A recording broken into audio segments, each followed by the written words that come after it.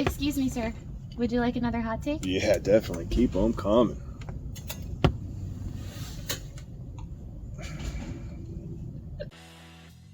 How is it going, everyone out there? Welcome to Volume 31. We got a great episode for you. Let's jump right into some hot takes. First up, we're going to talk about the NBA, the Milwaukee Bucks. They have been a mess since they let go of their coach and brought in Doc Rivers. As it's been his pattern, Doc just does not know how to be more than just a player-friendly coach, and the Bucks are imploding. My hot take is Doc Rivers isn't going to see the end of his contract. I bet you he's gone by the end of next season, and at the rate he's going, he might not even make it to next season. So, Doc, goodbye. Next up, the MLB. They floated out there an idea that they should have a 2-week frenzy of free agency. I think that would be fantastic. MLB's free agency always drags on, and I get it. Scott Boras is trying to get top dollar for his client, but they just had an open 2-week window where it's just hit after hit, note after note, everyone just, bang, bang, bang. I think that actually would be great for baseball because it would really bring them to the forefront for a 2-week period. And finally, Caleb Williams. I know everyone expects him to go number 1 overall, but I saw quite a few clips the past few weeks. I think he's going to be a bust. You see him on the sideline pouting, not really trying to lift his teammates up. I think the mental fortitude just is not there, and that I think is going to come back to haunt him. Whenever you're thinking number 1 pick, you want a guy who's going to rally his team, not someone who constantly loses in the big game. Going back to last year against Tulane, they did not pull out the win. They lost to Tulane, and I get it. Tulane had some good players that went on to the NFL. But Caleb Williams, in my opinion, you are going to be a bust. And so I think the Bears would be good trading him for a haul or selecting Marvin Harris Jr. These are the hot takes I got for you. Mac McClung will three-peat next year as the NBA Slam Dunk Contest champion. He's the most creative dunker we've seen since Aaron Gordon and Zach LaVine were battling it out. And without many major stars willing to do the dunk contest for fear of dirt on their name if they don't win, McClung will three-peat and maybe even snag 4 in a row the following year after that. Because he's a G League player, as long as he's invited to it, he will show up for it. He became the 7th player in NBA history to be a multiple-time winner and joined Zach LaVine, Nate Robinson, Jason Richardson, and Michael Jordan as the only back-to-back winners. No one has ever done the three-peat, but Nate Robinson does have 3 titles to his name. Next on the list, there have been rumblings of the Lakers and possibly some other franchises exploring the possibility of signing LeBron James' son, Bronny. But the two will never play on an NBA court together. Through no fault of LeBron Sr., this thought of playing together will never come to fruition. While the past few years it was seeming it was going to be a reality due to LeBron's incredible longevity, Bronny is just not developing into an NBA caliber player quick enough. Any NBA team would be foolish to draft him after his current freshman year at USC, where he is averaging 5.7 points, 2.9 rebounds, and 2.6 assists on 20 minutes a game. He'll have to make huge strides in his development over the next few seasons at USC, and as we see time and time again, Father Time comes calling for all, even an anomaly of an elite athlete like LeBron James Sr. These are my hot takes for the week. 4 quarterbacks will go in the top 10 picks in the NFL draft. I think the hype around J.J. McCarthy is real, and that he will start to rise in the draft. If he puts in a good combine and showcases his athleticism and throws well at his pro day, I think he could work himself into the top 3 quarterback conversation. I think at worst, he's going to go at number 7 to Tennessee or number 8 to Atlanta.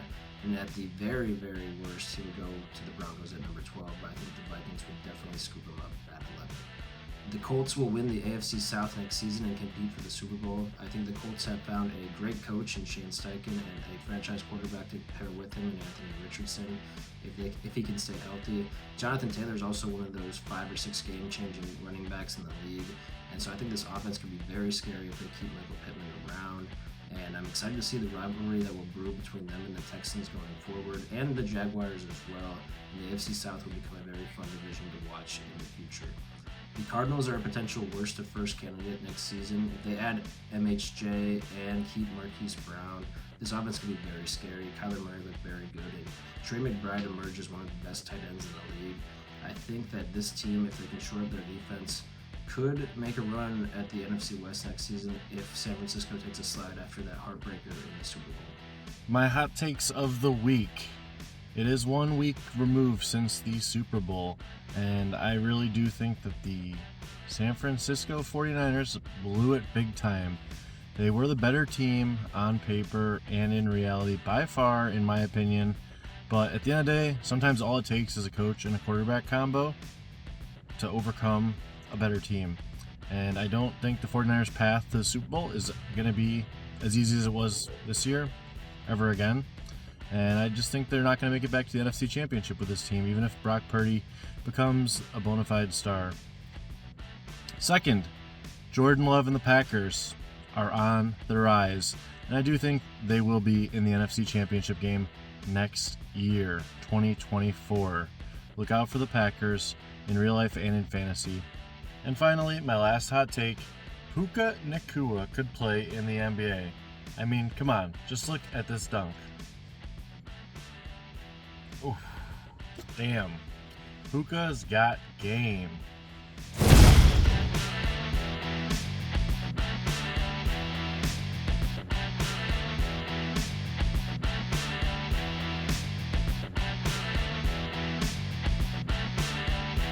This was a poker hand I played at TCH Austin. The straddle was on, so we were playing 1-2-5.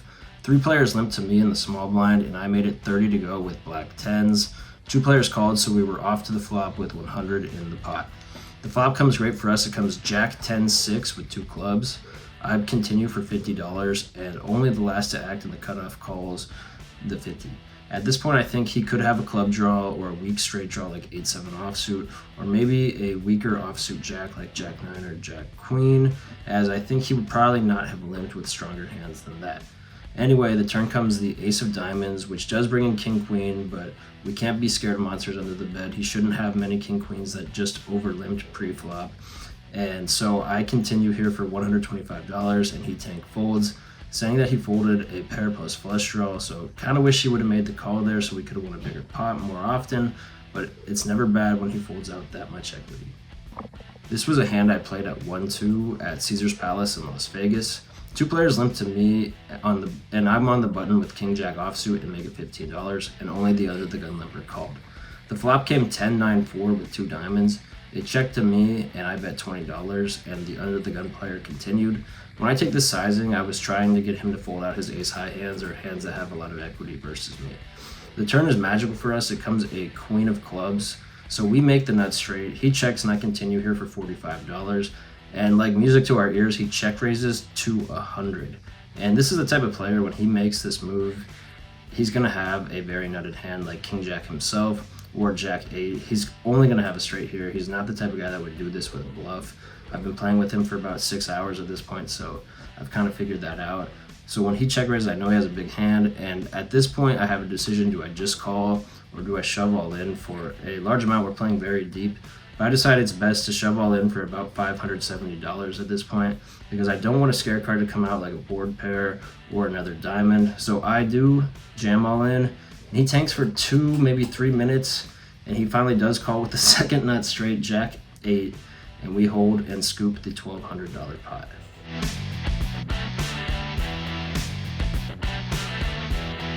JJ McCarthy is a quarterback I'm very excited about in the NFL draft. He's coming out of Michigan, where he went 27-1 as a starter and proved himself by winning a national championship for the Wolverines.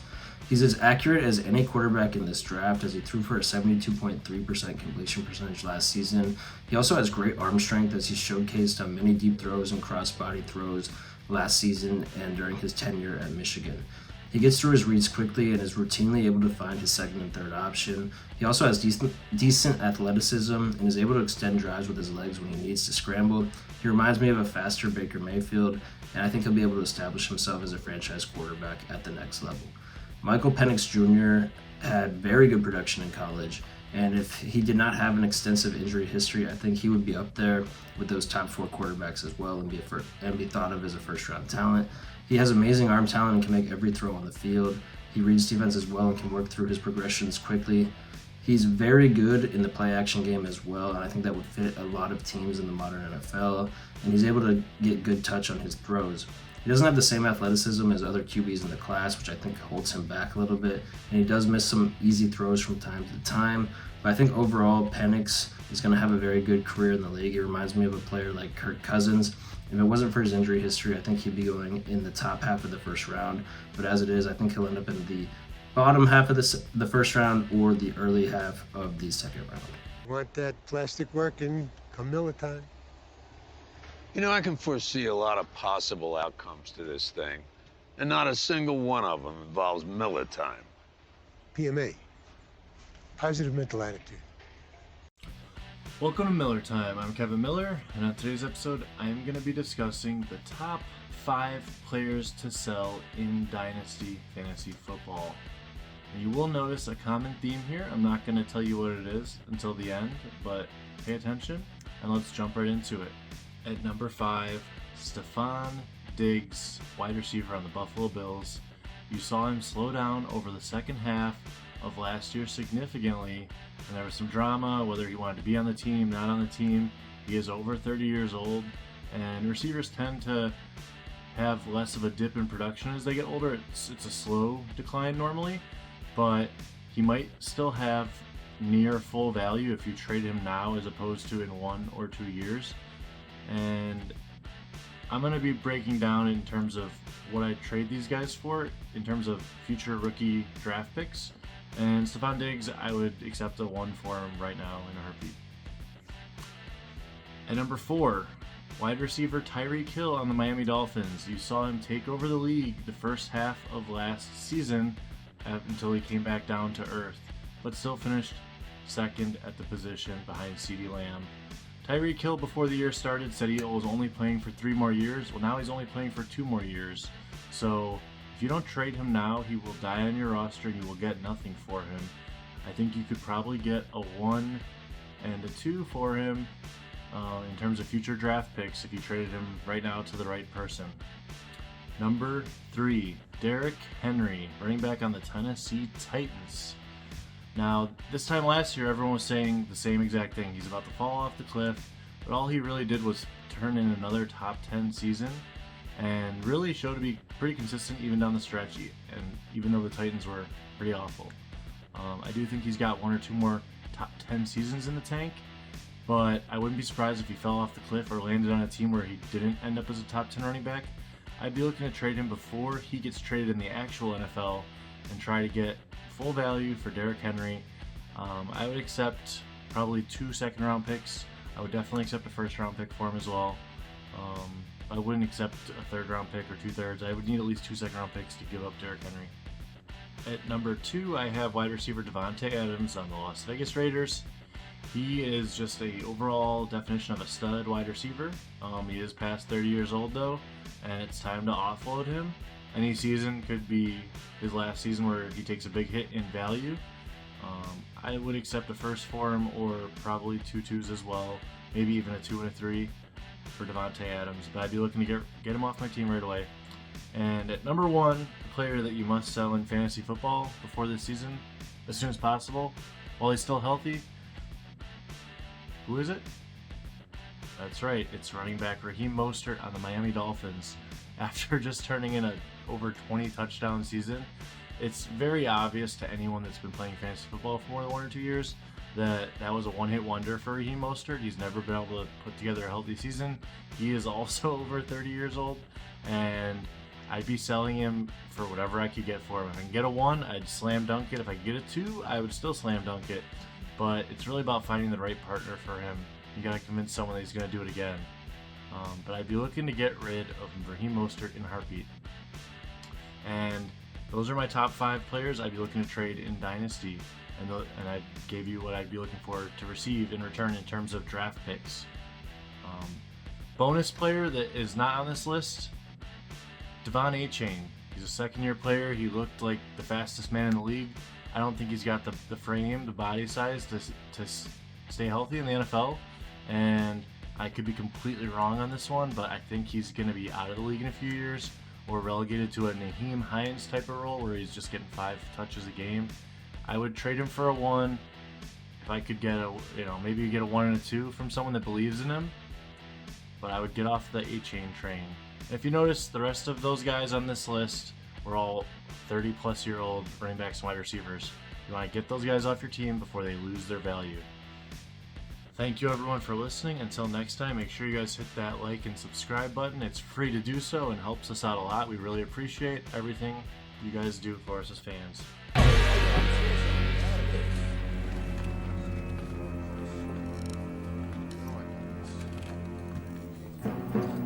Soccer hooligans.